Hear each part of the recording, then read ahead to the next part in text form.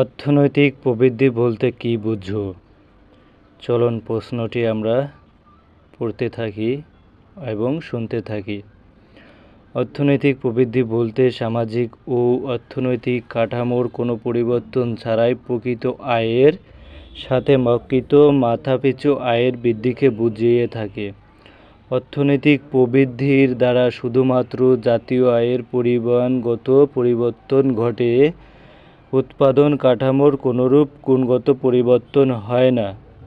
প্রামাণ্য বিভিন্ন অর্থনীতিবিদদের দৃষ্টিকোণ হতে অর্থনৈতিক প্রবৃদ্ধির সংজ্ঞা নিম্নরূপ।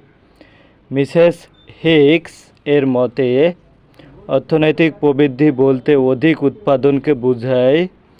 অর্থনৈতিক প্রবৃদ্ধি বলতে অধিক উৎপাদনকে বোঝায়। অধ্যাপক জে.এ. শুম্পিটার এর মতে অর্থনৈতিক প্রবৃদ্ধি একটি অব্যাহত ধীর প্রক্রিয়া। এ প্রক্রিয়া ধাপে ধাপে এগুতে থাকে। এভাবে জনসংখ্যা ও সঞ্চয় হারের সাধারণ বৃদ্ধির মাধ্যমে কোনো অর্থনীতি দীর্ঘকালে ক্রমিক অর্থাৎ ধীরে ধীরে এবং স্থির একটা সময় ধরে পরিবর্তন সাধিত হলে তাকে অর্থনৈতিক প্রবৃদ্ধি বলে।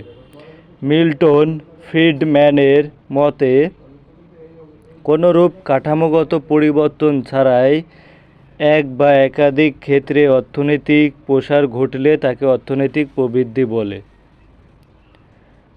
মিল্টন ফ্রিডম্যানের সংজ্ঞা থেকে বোঝা যায় কোনরূপ খাতের পরিবর্তন, কোনরূপ কাঠামোগত যে খাত আছে, ফর এক্সাম্পল শিল্পখাত, কৃষিখাত, সেবা খাত, এই খাতের কোনরূপ পরিবর্তন ছাড়াই যদি অর্থনীতির প্রসার ঘটে, উৎপাদন বা আয়ের প্রসার ঘটে, তখনই সেটাকে অর্থনৈতিক প্রবৃদ্ধি বলে।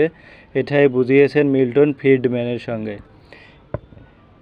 অর্থনীতিবিদ ফ্রিশডিন বলেন, অর্থনৈতিক প্রবৃদ্ধি হচ্ছে দীর্ঘকাল ধরে জাতীয় আয়ের অব্যাহত বৃদ্ধির প্রক্রিয়া, যার দ্বারা জাতীয় আয় বৃদ্ধির সাথে সাথে মাথাপিছু আয়ও বৃদ্ধি পেতে থাকে। অর্থনীতিবিদ ফ্রিশডিন বলেন যে অর্থনীতি বৃদ্ধি হচ্ছে দীর্ঘকাল ধরে জাতীয় আয়।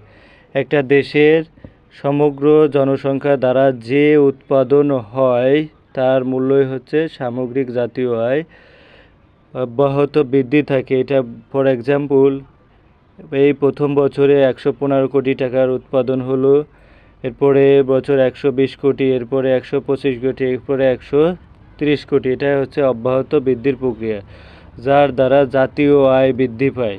এটা দ্বারা কি জাতীয় আয় বৃদ্ধি পায়? জাতীয় আয় বৃদ্ধি হচ্ছে জনসংখ্যা দ্বারা ভাগ করার পরে যেটা বৃদ্ধি পাবে জাতীয় আয়,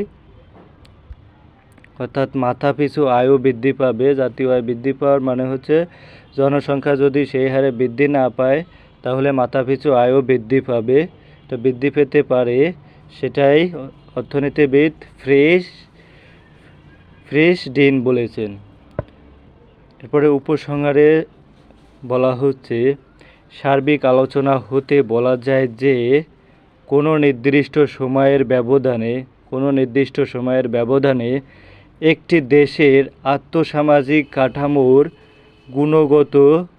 গুণগত পরিবর্তন ছাড়াই মোট জাতীয় উৎপাদন এবং মাথাপিছু আয় এর যে পরিবর্তন ঘটে তাকে অর্থনৈতিক প্রবৃদ্ধি বলে। মূলত কোনো সামাজিক কাঠামোগত, অর্থাৎ যে বলেছিলাম যে কৃষিখাত, সেবা খাত এবং শিল্প খাতের কোনো কাঠামোগত পরিবর্তন ছাড়াই যদি মোট উৎপাদন